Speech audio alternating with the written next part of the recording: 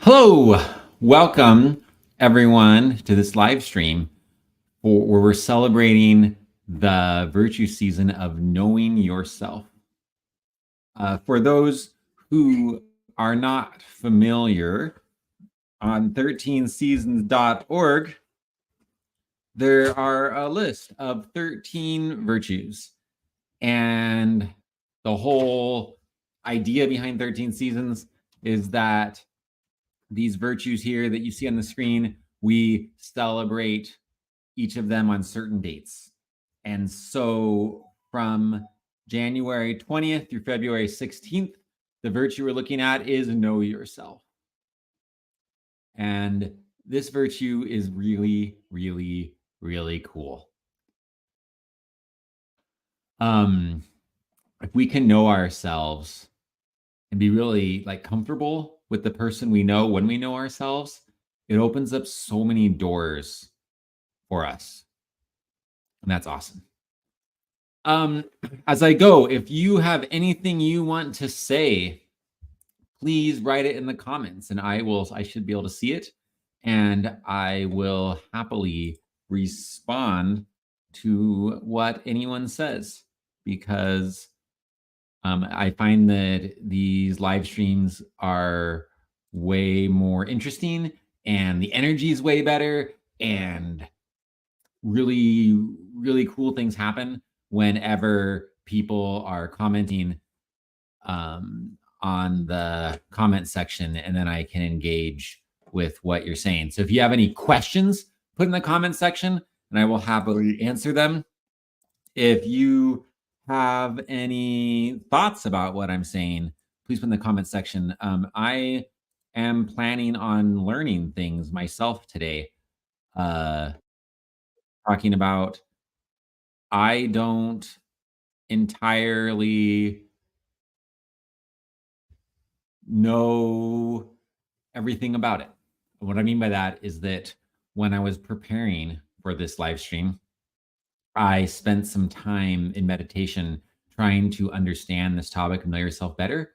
And the sense I got from meditation is that as we do this live stream, I will learn more about this topic while we're together.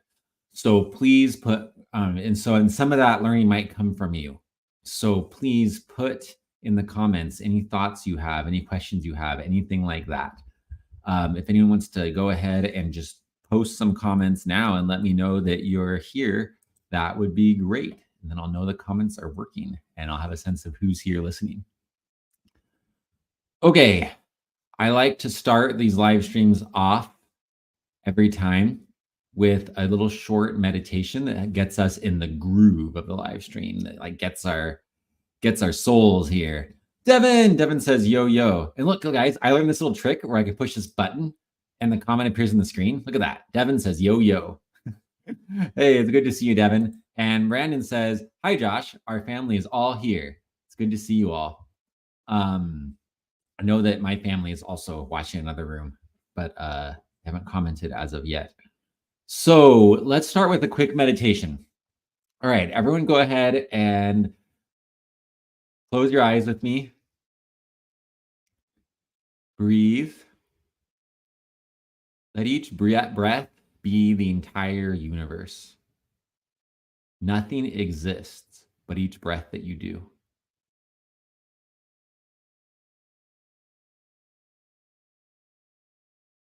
And as you breathe, smile.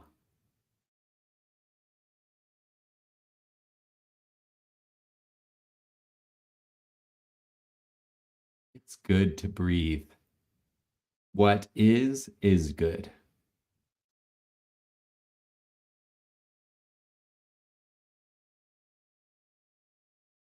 You are good.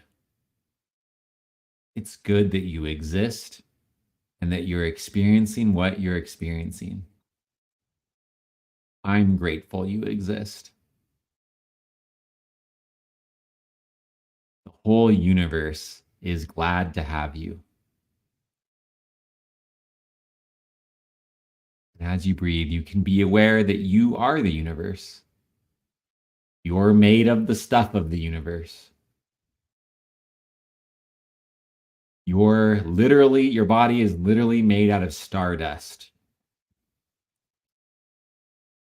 because the earth is made of stardust, scientifically speaking, and you're made of the earth. Treasure yourself. Look inside yourself. Be aware of the gold, sparkling things all inside you, and notice your worth. Notice how old and ancient you are. Smile and be glad. And say in your mind, thank you, self, for existing. Thank you, self, for letting me be alive and on this journey.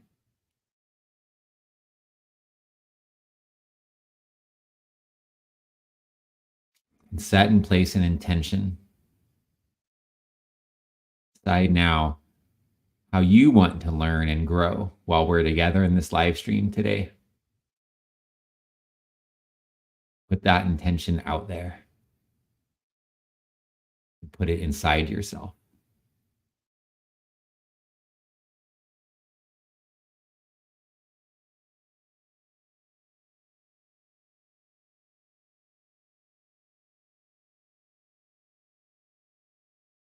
Open your eyes.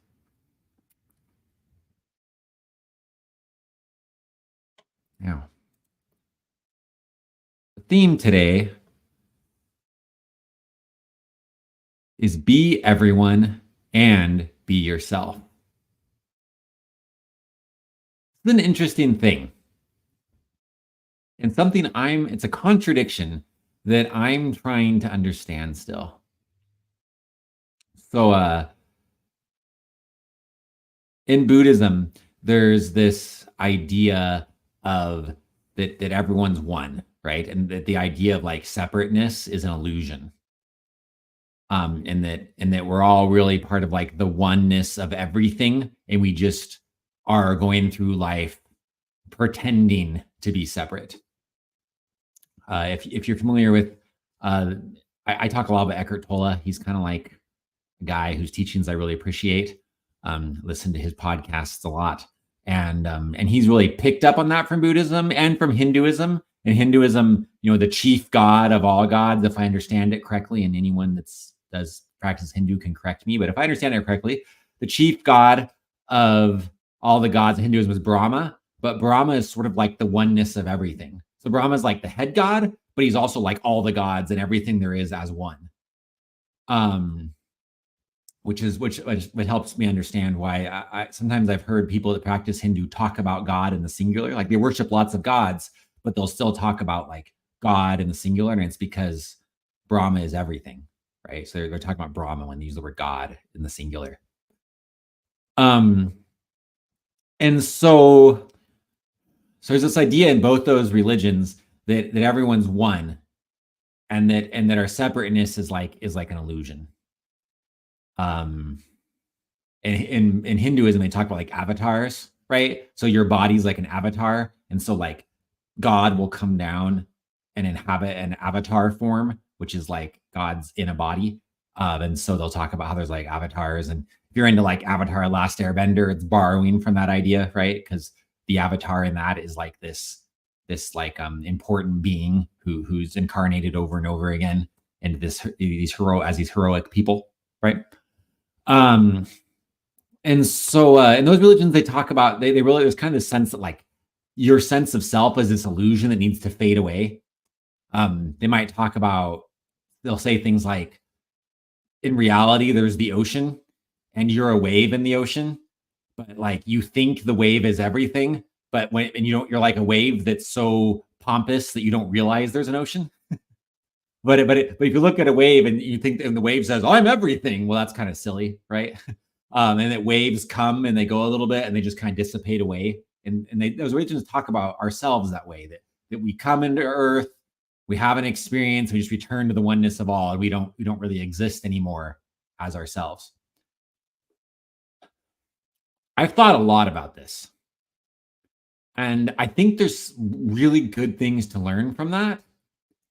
And I think that that way of seeing things is really, really helpful in lots of ways. But I personally don't espouse that 100%. I think there's a dichotomy in this. I think that that is true, and that is fully true. This idea that we're all one, and that our separateness is sort of an illusion. But I also think that it's 100% true that it's important to be an individual and to learn how to fully be an individual, to learn how to be okay to just be yourself and fully experience just to be able to experience being able to say I am and be yourself. I think that realizing our fullness of our potential requires both. Our fullness of potential requires learning to be to see ourselves as part of the oneness of all and see ourselves individual and somehow be able to do both at the same time. Now, how do we actually do that? And that's something that if any of you have any ideas, I'd love to know because I'm still trying to figure it out. As I was meditating to prepare this, the sense that I had is that I personally am scared of both. I myself am scared to see myself as everything because I'm scared I'll lose my personal agency, and I'm scared I'll lose my personal voice. And I'm also really scared to just fully be an individual by myself because that sounds really lonely. And so my feeling for my meditation is that I personally am scared of both, and that I don't do either very well. And so I just kind of like float around in this wishy-washy middle place where I'm not doing either very well, when the ideal is to do both. Like, it's not like you hit a balance. I don't think the ideal is a balance. The ideal is you do both 100% at the same time. So it's not 50% in the middle. That's kind of what I've been doing, and it hasn't working. I think the ideal is you do both 100% somehow. How do we do it? Well, if anyone has ideas that might help, please throw it in the comments. My instincts should tell me right now, though, that another meditation would help. And I have no idea how this is going to go. I'm going to let the light that is everyone kind of channel through me and see where that takes us. Yeah, I'm going to throw Devin's comment here. Devin says, Philia would love to know, how does one be themselves around folks that they have known them as someone else their whole life?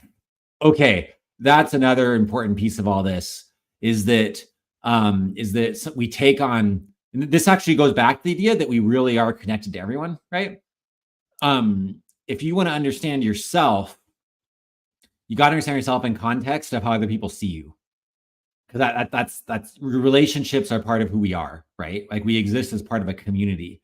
But when everyone in the community when everyone in your relationship sees you a certain way, and you always play that role, and then you discover that it fulfills your yearnity to like be yourself a different kind of way, that can be really awkward because everyone's expecting you to fill a certain role, you're not feeling it anymore, and they'll treat like you're supposed to do that, and you're not doing that anymore, and it's just awkward for everyone.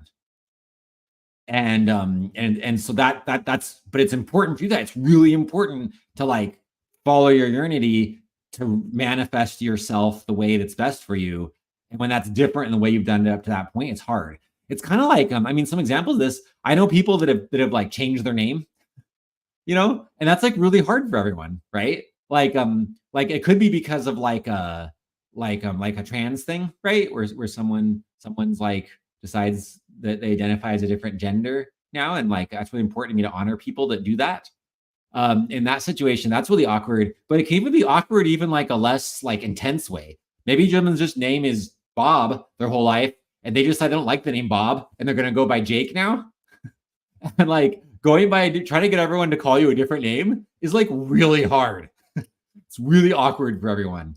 And it's the same kind of thing with just when you decide that you're going to be more outgoing, or you decide that you're going to you know you're going to like speak up for yourself more, or you're gonna just stop like pretending to be someone you aren't and act like the real is yourself you're discovering.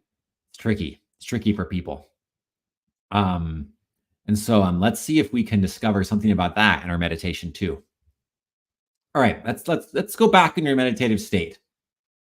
Go ahead and close your eyes with me. Breathe some more.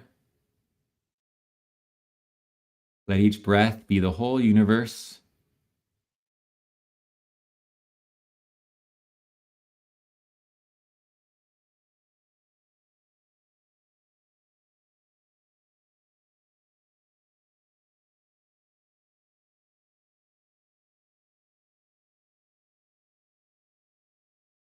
Be aware of yourself.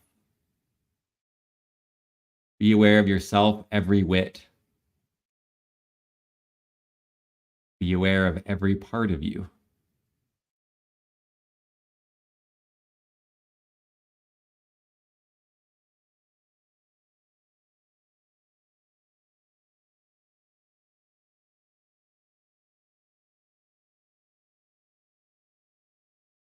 Be aware of your heart and your body beating.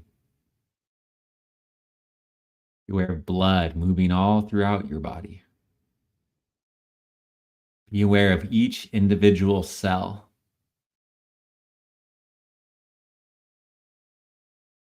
And hear each cell saying, I am. Each cell says, I am loved. I exist. I am my own self.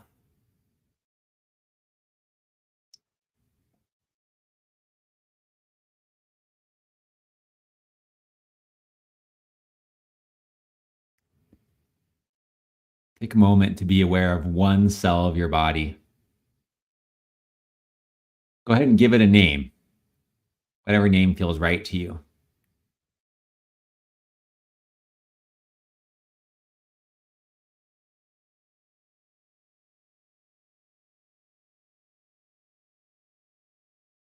Talk to that cell. Say, thank you, cell, for doing your job so well. Thanks for helping this body function, move, and be healthy. Depending on what cell you're focusing on, maybe be aware of what roles that cell in that part of your body plays and thank that cell for those roles.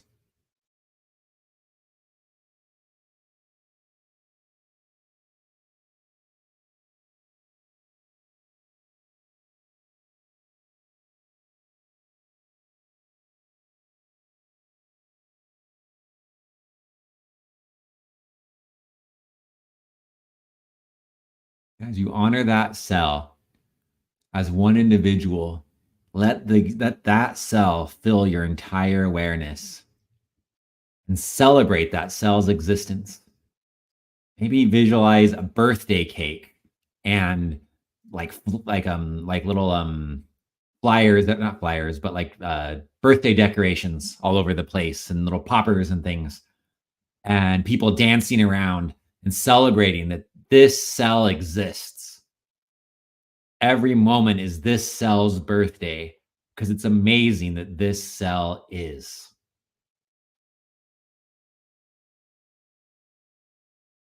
Just rejoice in the existence of this cell in this moment. And it's as if the entire universe is aware of this cell.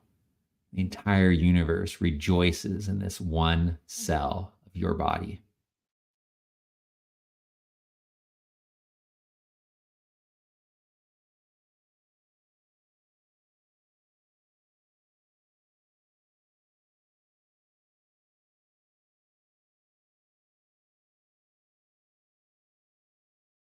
And then notice underneath that cell, another cell. And this cell is jealous of the first. This cell is like, what? How come I'm not getting all that attention? I work hard too. I do good things for this body.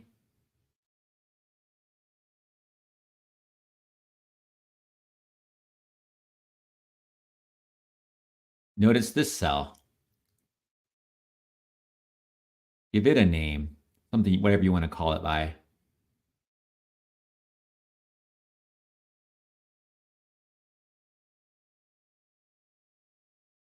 And go ahead and just throw a party for that cell too.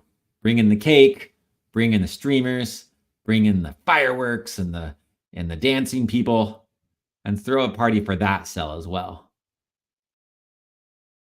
I think my cell likes being called Derek. Don't know why. It's just the name that popped in my head just now.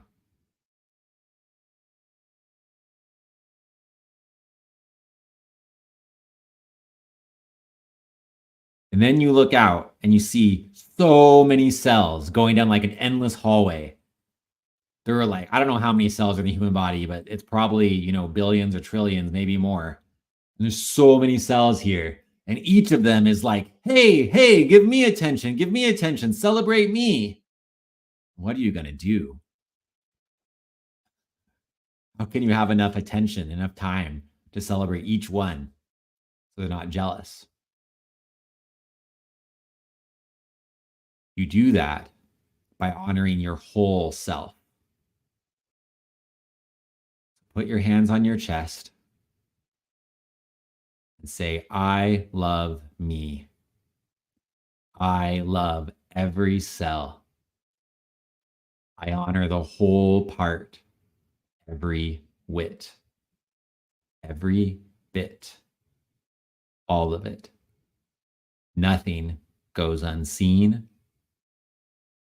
Nothing goes unadmired. Nothing goes unappreciated in my whole system. I'll go ahead and shake your body and move it however it wants to move. Sometimes it's a lot to just be meditating that long. You can just, and sometimes after we have some meditative experiences, we just have some energy to get out, and there's parts of us that are ready to leave. So our energy system is like, I'm going to go somewhere else. You can shake and let that happen.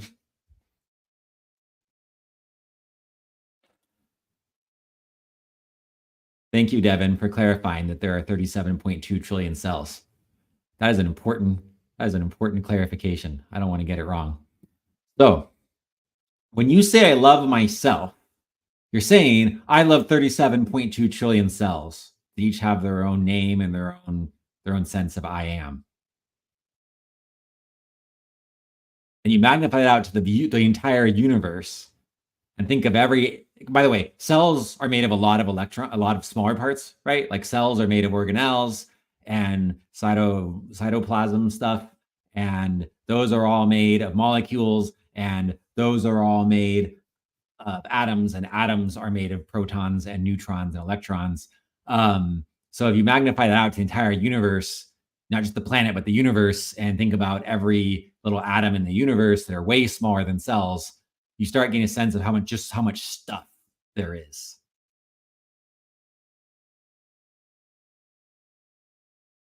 And every little speck of dust is beautiful. Every little speck of dust matters because it is. Every moment is a birthday for everything.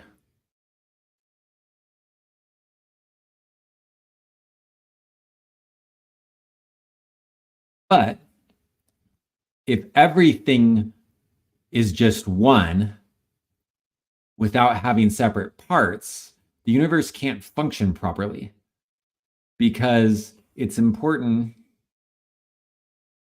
Before I finish that thought, I want to read what Brandon says. Brandon says, one thing I learned during the meditation is that we can celebrate each individual without in any way diminishing any others. Each one can be celebrated for meeting their greatest potential. I love that. Glad that came to you. And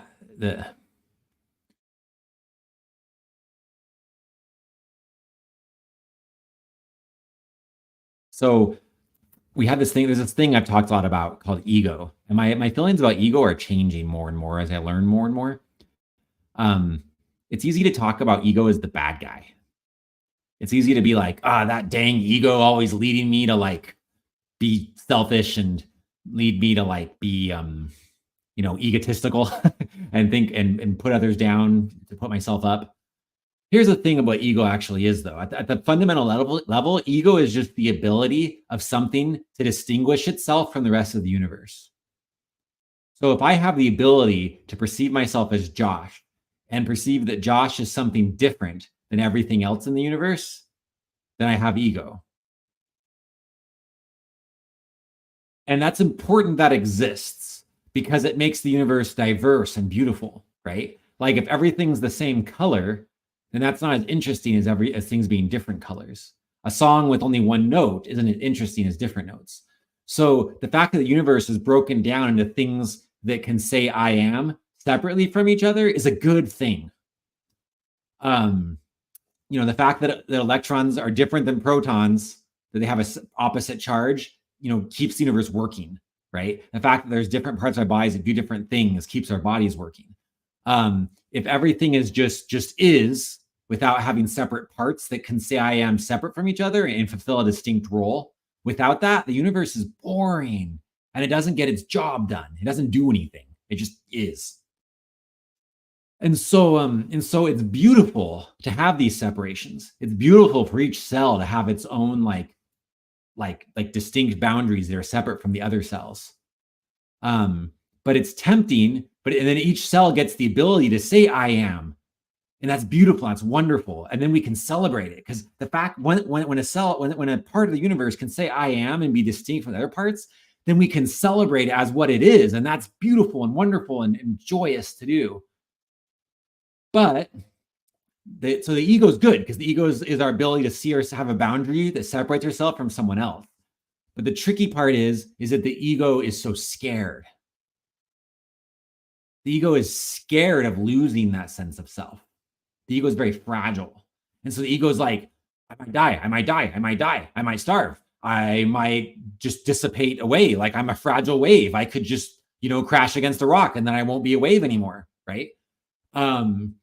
And so the ego is like really afraid of just stopping, of its existence stopping. The ego finds its own existence so precious that it's afraid of losing it. And so the ego constantly tries to compare itself to others to be able to assert its value. Because of this idea of like, well, if I'm valuable, I'll keep existing because, the universe will need me to keep playing a role. And so this is the tricky part, is learning to be able to say I am and be able to see yourself as distinct from others while not feeling so fragile. And to be able to do that while still recognizing you're part of the bigger part, right? Like each of your cells is distinct and their distinctness is important. They play different roles, but you still are a person who is I look at any of you, if I look at Devin or Brandon on here and I don't see your cells and count each cell and talk to each individually. I see you, right? But your cells make up the you. Without your cells, you wouldn't be you.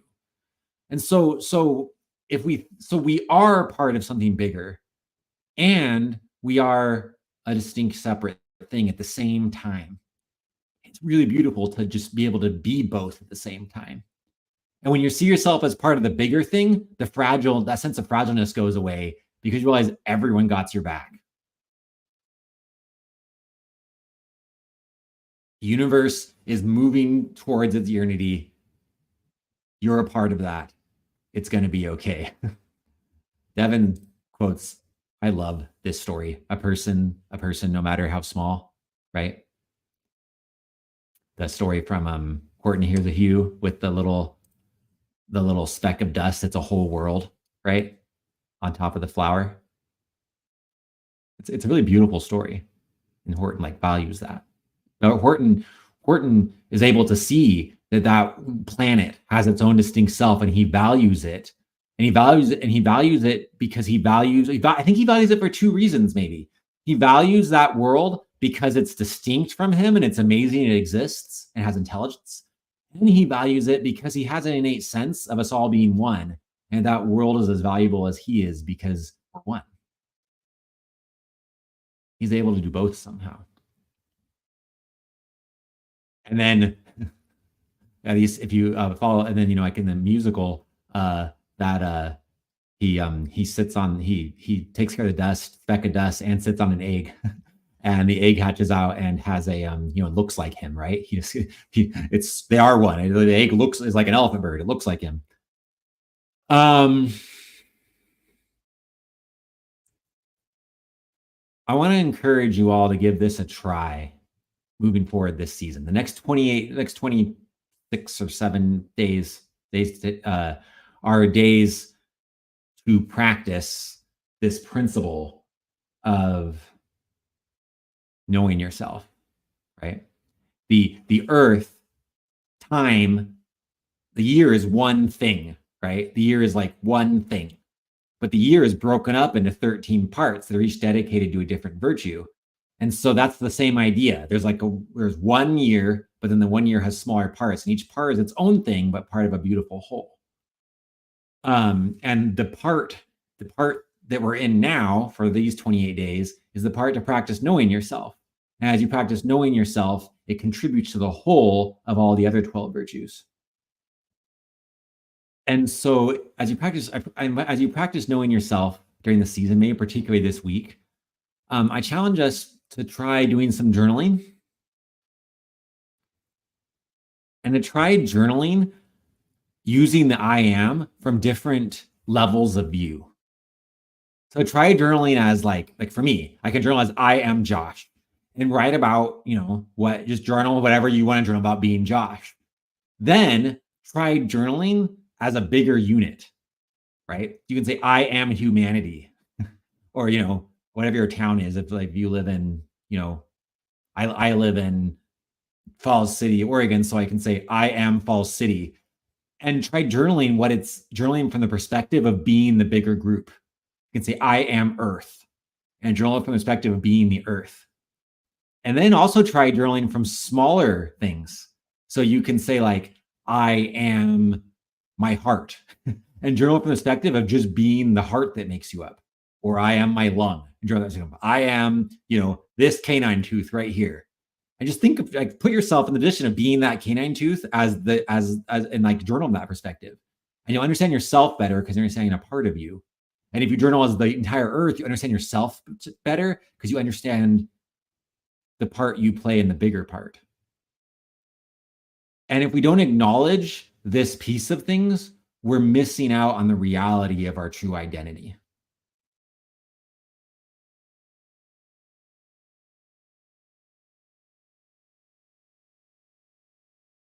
Does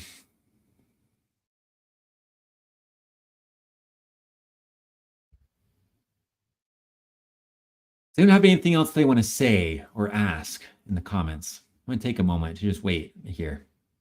Let people be with their thoughts.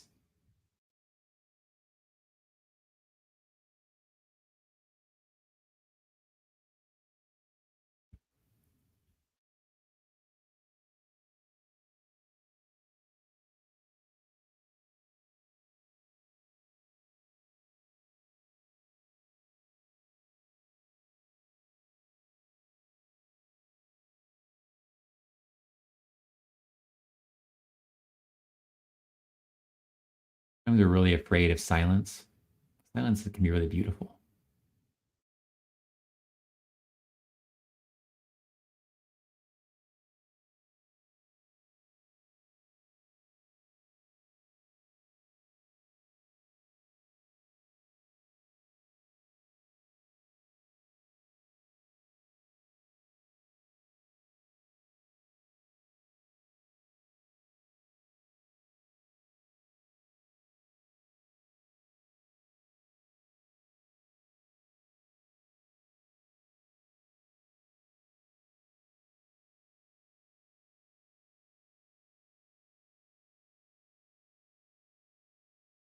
I'm going to the journaling exercise I mentioned.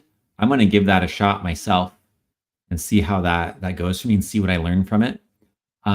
If any of you give it a shot, feel free to message me and let me know how it goes. You could add to I think you can, even after this live stream's up, you can add to the comments of this live stream. I think you can later, and you can do that. And you can also, or you can just reach out to me directly through whatever means um, you have access to, and let me know how that's going for you. I'd be curious to know what you learned from that. I'd like to learn from you. Oh, Devin added a question. How do you know when you've become your full self? That's a cool question. Jamie even says, that's a really good question. Okay, so how do you know when you become your full self? Give me a sec to like formulate an answer here.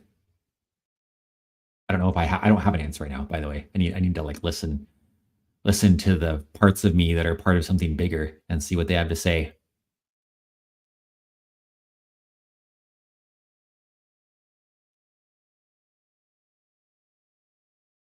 Hmm. I think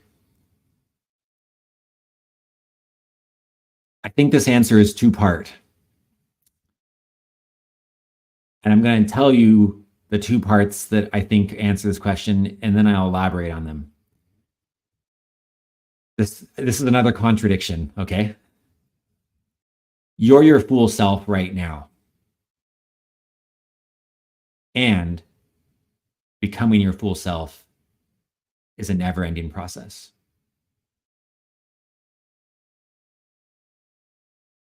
And here's what I mean by that. When you spend your life chasing anything, it is not satisfactory. I don't want to live my life chasing anything at all. Because when you're chasing something, it means that there's like a gap between you and what you want. And as you go after it, you never feel satisfied. You just focus on the gap of what you don't have.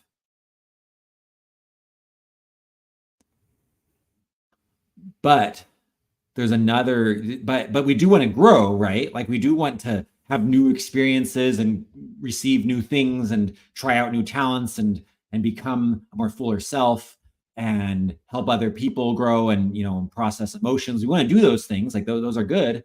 Those so I'm not saying that you don't want to like grow towards your potential. In fact, the first principle of 13 seasons is fulfill yearnity. And yearnity implies that you're yearning for something, right? But here's the thing about yearnity. There's a reason we don't use the word yearning. We don't say fulfill your yearning. We say fulfill your yearnity. This comes from a friend of mine. His name's Conrad, and he's the one that coined the term word yearnity. And I use it with his permission.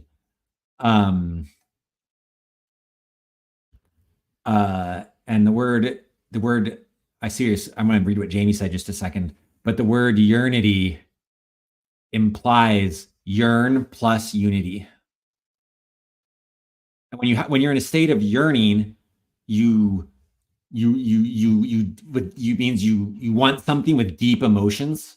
That's what yearning is. But unity means that things are in balance.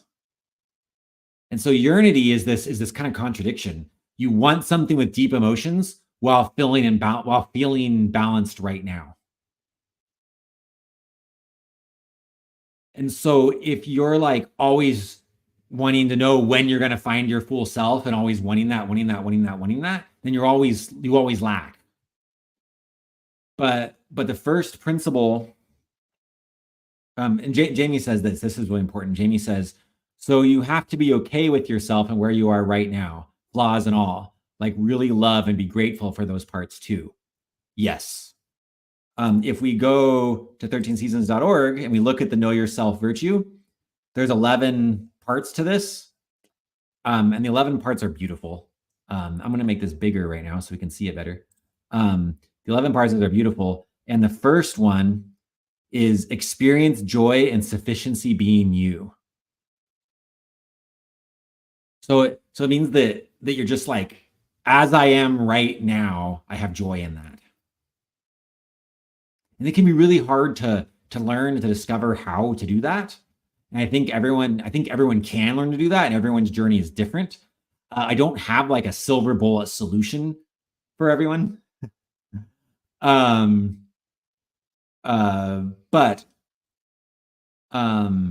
I don't have a silver bullet solution for everyone, but I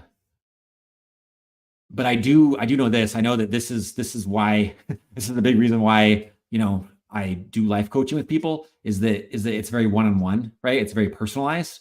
So if you that's a I can work with you one-on-one through that way. Sign up for a free session up here in the corner. To work with you one-on-one to help you figure out how for you can learn to like yourself as you are right now. The best answer I have, if you're just trying to figure it out on your own, is to get really still, really calm, look deep down inside yourself and say, self, what's the next step I can take to learn to like myself and have joy being me as I am right now? And have paper ready and just write down whatever ideas come to you and run with those. That's my best advice if you're trying to figure this out on your own. Or maybe you ask it and nothing comes to you. And then you just say to yourself, okay, self, please show me in the days to come. And then you just move forward with life and live life and have a good time living life and just see what life teaches you over the next few days because you initiated that question and you're still working on it.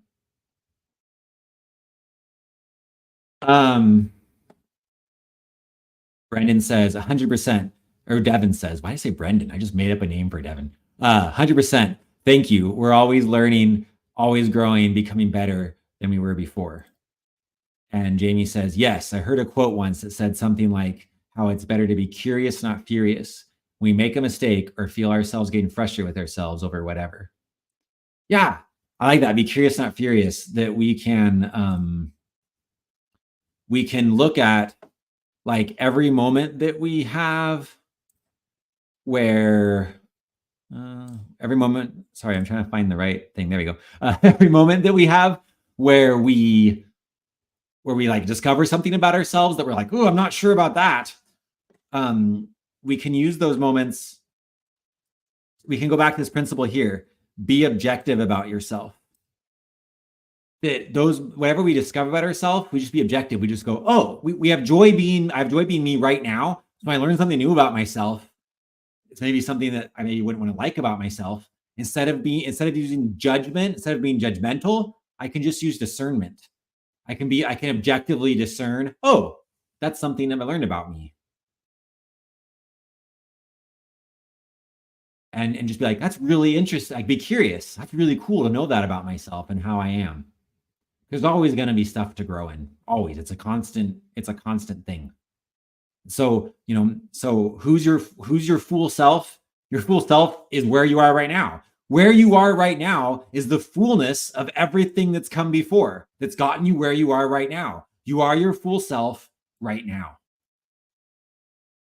And right now, in the present moment, you're growing into something new.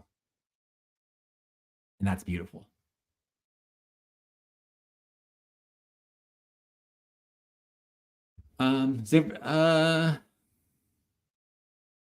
We may be wrapping up now. Does anyone else have anything they want to ask or add? Anything we've been talking about here?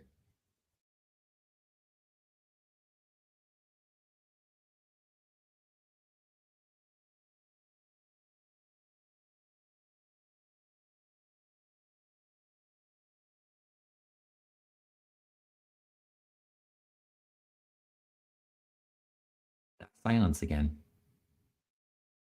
Sometimes I wonder if some of us, so maybe if I'm afraid of silence, because in the silence, I'm with myself and I'm still not as comfortable with myself as I want to learn to be.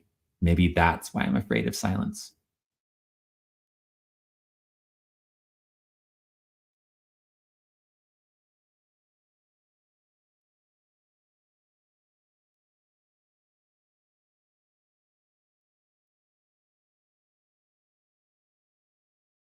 All right.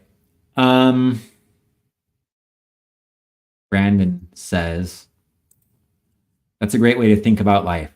We move in stages of growth instead of filling up gaps in our life.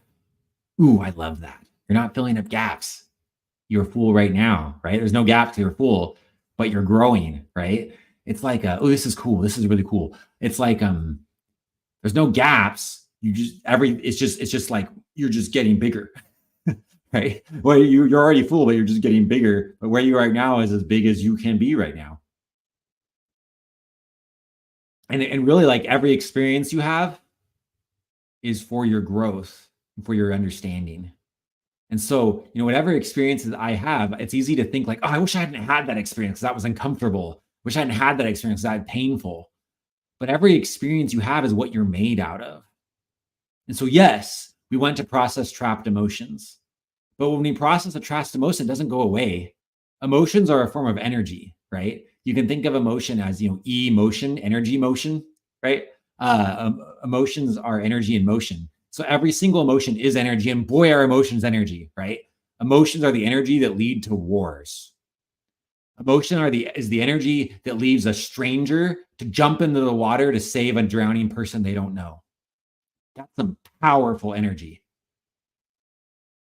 Emotions are energy. They lead to movement. And so if you think of your emotions as energy, when you have a trapped emotion, right? It's just energy is trapped in your body, but the energy isn't bad, and the energy is never going to stop existing. The energy exists, and energy always stays in existence. Energy doesn't go away. It can't be created or destroyed. So the energy is trapped in your body, but the goal isn't to like make it go away. The goal is to just make it untrapped. And when it comes untrapped, it just disperses evenly everywhere. And then when it disperses evenly everywhere, it's healthy instead of being something that clogs things. And so the goal isn't to get rid of our emotions. The goal isn't to get rid of our experiences. The goal is just to untrap them so they can flow freely. And then every experience we have, even the painful ones, is what we're made out of. And that's beautiful.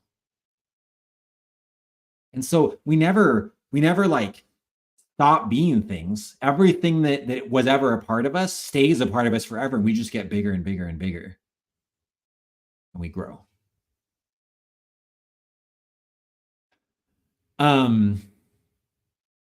Thank you all for joining us on this. I've learned a lot. I'm really excited to try this journaling thing that came into my head as we were talking. I'm excited if any of you report to me on how it goes for you if you try it. And Devin says, it's been great and helpful. Thank you, everyone. And I agree. Thank you all. Have a great evening and a great Know Yourself season. And enjoy yourself. Enjoy your best self. By the way, that's what I mean by that. The catchphrase 13 seasons is enjoy your best self, one season at a time. It's describing this very thing we talked about today. Enjoy your best self now, because right now you are your best self. Prior to this moment, you've never been this you're your best self now because you're the culmination of everything that came before. You've never been better than now. Enjoy your best self, one season at a time. And I'll see you all on our next live stream and any other ways we associate. It's going to be rad. Brandon says, looking forward to the season. I am too. I love you all. I'm you. I'm me. We're all the same. It's awesome. We're different. See ya. Bye.